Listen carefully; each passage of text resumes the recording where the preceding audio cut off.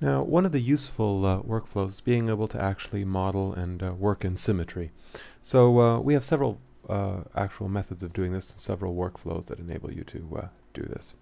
Let's have a look at some of them. So first of all, I have half a head here, and now I'd like to be able to, I've done this maybe half of the modeling, I'd like to be able to do it symmetrically. So a couple things we can do. First of all, we have an option called Symmetrized polygons. So if you just grab a couple of polygons, just right click here, it'll say Symmetrized polygons, and it'll basically symmetrize those that you've selected and attach them directly to your mesh. So that's quite an elegant way of doing it. Now of course the problem is that if I actually move something here, it's not going to move on the other side. So it's not upkeeping that symmetry, it's just to create the actual symmetry once you've done half of it. Now, another option that's commonly employed of actually being able to model in symmetry is to take half an object. You can even start with just half a cube or something like that, and just make a single clone and mirror that. So just scale in -1. So now what I have is I have an exact copy of the object on the other half here. Okay, but if I actually go in here and I don't know, do some modeling, like maybe just move some points, or I don't know, let's go up here and maybe up here these guys and just like subdivide these a little bit, or maybe instead of doing that, what I could do is actually just select these points and subdivide those.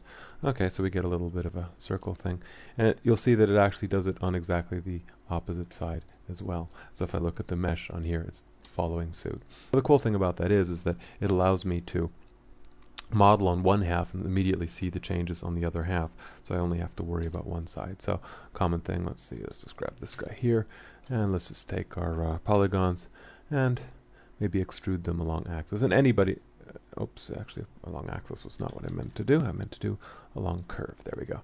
Grab our curve there, and any of these polygon options or polygon operators that I do, or in fact any operator, will work depending on how I set it up. So you can see then like that I've quickly generated horns, and it's immediately mirrored it on the other side.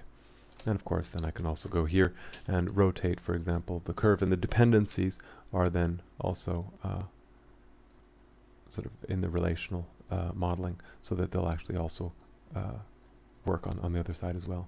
So the whole dependency, there's a whole cycle going on there. But it's quite powerful. So now that's great for doing your modeling things, but the problem is you still have two separate items. Now of course you can just take both of these items and merge them together, and we'll just do a merge, and we don't really need that much tolerance. They're very close together, so we can just snap them together like that, something. And I'll just move this to the side, and you'll see that, okay, so now I have this new item, and I can subdivide this, and nonetheless, even if I model in here, like maybe just raise these guys up here a little bit, you'll see that there's still a definite relationship going back, and it's still quite fast, even though this is actually quite a complex model by now. Okay. Now, one other way of preserving symmetry that we have is actually what's called a symmetry map, and there's a certain advantage with working with a symmetry map. So what I'll do is I'll just show you. Basically, it's under the properties. You just simply go to Property, Symmetry Map, and that just builds a symmetry map of this model depending on the plane that you select. Now I'll just put up the tolerance a little bit. What the symmetry map does is it does not actually preserve, I just turn on symmetry here, it does not actually generate geometry as I model, but it will preserve the symmetry depending on what I do. So if I have just moving points, for example, you'll see that it'll keep a symmetry, or if I'm moving something or modeling. But if I actually add geometry, for example up here, it won't actually symmetrize that. But what it will do is it will work even though these two sides are now no longer symmetrical. So if I turn off symmetry, and let's go in here and just move some points like that, something like that. So these are no longer symmetrical, and it's quite obvious. But if I actually go in here and move some points around, it'll try and approximate what the best place is to find another point on the other side, and we'll try and keep a symmetry going, even though these are no longer symmetrical. And you can see that it does a fairly good job. And the higher the tolerance the tolerance is that you set in the symmetry map, the wider an area it'll search, or it'll try to preserve. So again, that's quite a useful way, but it doesn't generate symmetry as you work. It simply works with what you have already.